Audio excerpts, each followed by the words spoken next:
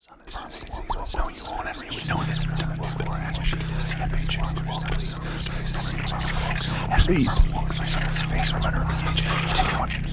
What is most important?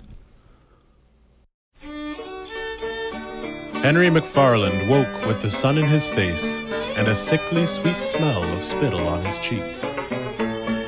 He sat up, pushing aside the large but friendly street dog that had been licking his face, and glanced at the garbage bins that sat around him. The alley was a familiar one, and as Henry stood up, he removed a fresh cigarette from his pocket and placed it in his dry, cracked lips. He searched his pockets for his lighter, and as he did, he felt the bruises and broken ribs from the night before. After a brief search, he spun around and began checking the rubbish bins for where the lighter may have fallen. As he tossed aside the bags of garbage, tears began to swell in his eyes as the sudden memory of last night came flooding back to him.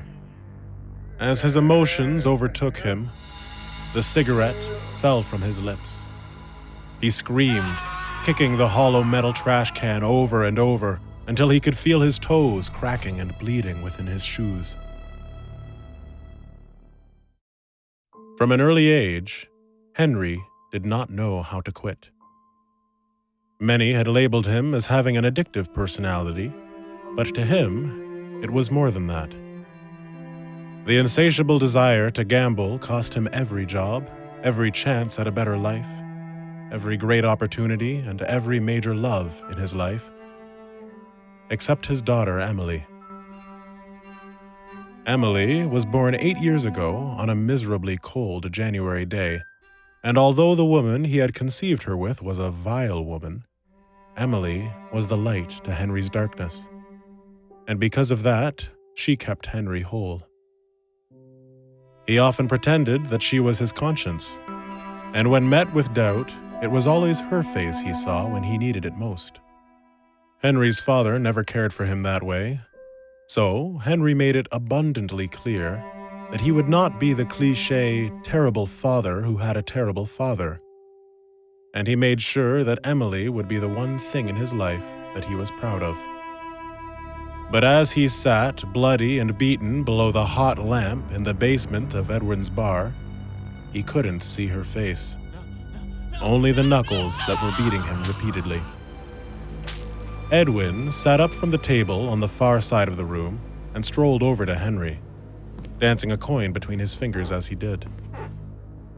Edwin was a large, rugged man with little patience, and as he walked towards Henry, he whistled a cheery tune.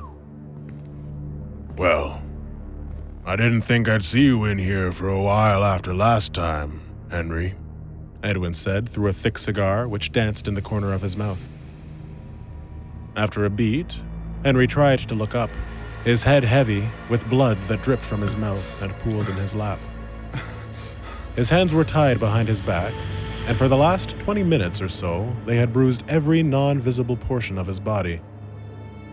He softly spoke through cracked teeth.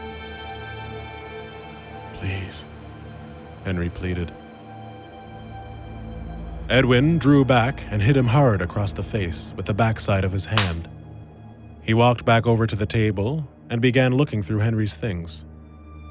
Weakly, Henry turned towards Edwin. "I can pay," Henry began to say, but was cut off when Edwin strolled back over with something in his hand. "No, you won't, Henry. We know this. We've done this before, pal," Edwin said coldly.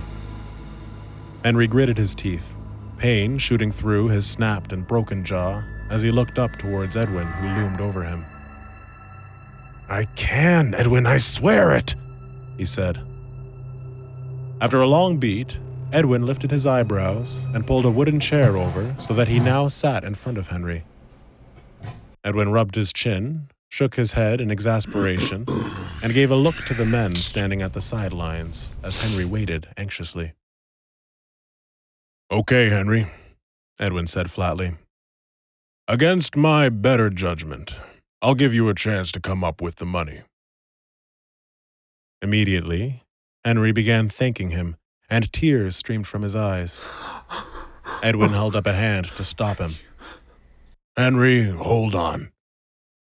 I'm going to give you 3 days to come up with the money, Edwin said, and as he did, he opened what Henry now recognized as his own wallet and removed a small piece of white paper. But if you don't have the money to me in 3 days... Henry's eyes began darting around nervously from the men in the room to the piece of paper when Edwin slapped him hard across the face. Pay attention, Edwin said with anger as he wiped his bloody hand on Henry's coat. If you don't have my money to me in 3 days, I'm going to kill your little girl. Edwin spun the piece of paper that was removed from Henry's wallet and showed him the picture of Emily that was always kept inside of it. Henry swallowed hard. That was last night. Once he caught his breath and breathed the fire out of his lungs, he slowly stooped down to pick up his cigarette which had fallen from his mouth. As he did, he noticed his wallet lay open beside him, and he grabbed it as well. In the morning light, the alley almost looked pleasant, and as he began searching for his lighter again, he heard a voice come from behind him. Need a light? The voice asked. He spun around to see a man standing before him, dressed in black, with a hand outstretched and a lighter at the end of it. Without changing the stern look on his face, the man flicked the lighter, and the flame ignited. Nervously, Henry leaned in and lit the tip of his cigarette off the man's lighter. I can pay your debt, the man said without so much of a hello. For a second, Henry searched the man's face, confused at the situation before him. Henry scoffed and almost denied the man a chance to speak before the realization of what was at stake dawned on him. As Henry's gaze met the man's, he saw the seriousness behind his eyes and questioned him. Why? Henry asked nervously. The man took a step towards Henry, who was already fairly close. because I need a favor, the man said flatly. Henry turned away, putting his back to the man momentarily. As he did, he remembered the wallet in his hand and flipped it open to the smiling face of his daughter. Henry turned back to the man, tears welling in his eyes. Anything. This was 3 weeks ago.